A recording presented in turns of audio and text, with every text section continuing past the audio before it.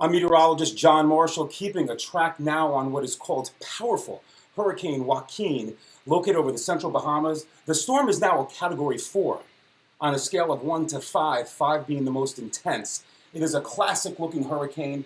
All the deep red, just the clouds that are very high in the atmosphere. It's a signature of a very strong storm.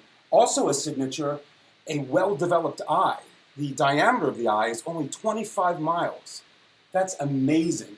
What's not amazing is the devastation we're going to hear about in the central Bahamas. All right, the good news around here. One computer model, you know the name, the European, had this storm from the beginning all out to sea, each and every run for the last 5, and now today, 6 runs. And guess what? A couple more computer models are jumping on the bandwagon, meaning it's more and more likely, and I'm getting more and more confident, that this storm will be out to sea and a storm for the fish and the shipping lanes. That's not to say around here we're going to have high seas, some coastal flooding, a bit of rain, and some high winds. But a devastating blow by Joaquin, right now, the threat is diminishing rapidly. Let's take a look at the maps. As you can see, this is the European map. Now, this is the upper level flow, the jet stream, the river bear that guides our storms. Here's that high pressure over the North Atlantic. Here is Joaquin. Here's that area of low pressure that wanted to capture the storm. But look, they're separate. 2 separate entities. They're not going to connect. And Joaquin, here's New Jersey, New York City tri-state area, goes harmlessly out to sea. So all in all, we're going to take a look at another computer model, the GFS. This is through Thursday night into Friday. There's that stationary front offshore. It does back in and give us some rain for Friday into Saturday morning. Folks, there is a tight pressure gradient from the northern high to the storm. There's Joaquin on the GFS out to sea. Yesterday, it was making landfall in the Carolina coast. So as we get closer in time to the event, the GFS model, the American model, is finally catching on to the idea that this storm will go out to sea. That is making me more confident. I never blew the horn around here that a hurricane was coming. I'm not going to say what others did. You guys know the story. All right? Now let's take a look at the track of the hurricane from the National Hurricane Center. This was as of 11 a.m. on Thursday.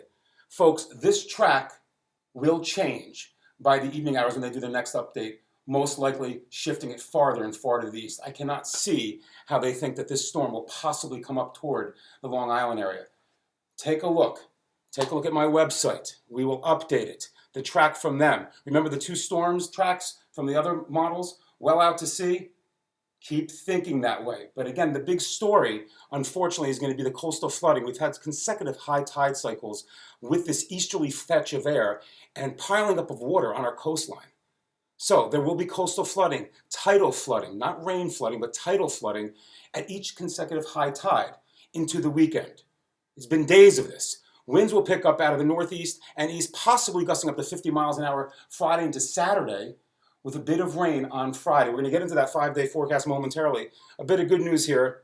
The rainfall amounts, obviously, with a landfalling hurricane most likely not happening, the rainfall amounts have significantly dropped. The dark green, shades of blue, well, let's look at the legend here. And let me get my name out of there for you. Maybe a half inch of rain, so you get the idea. It's not going to pour like once thought. Look at the amount of rain down over the southern Appalachians. 15, 20 inches. That's due to the fact that all that moisture is coming in from that funnel boundary and the upper level low is capturing it.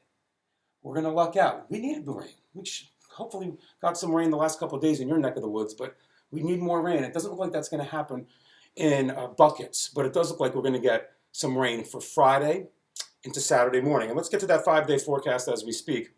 As we said for Friday, periods of rain with that front backing in off the ocean, windy coastal flooding, wind gusts 40, 45 miles an hour. The rain can come down moderate times. Look at the temperature. Double nickels, only 55 degrees. The average high is 69. Rain continues Friday night, continues into Saturday morning.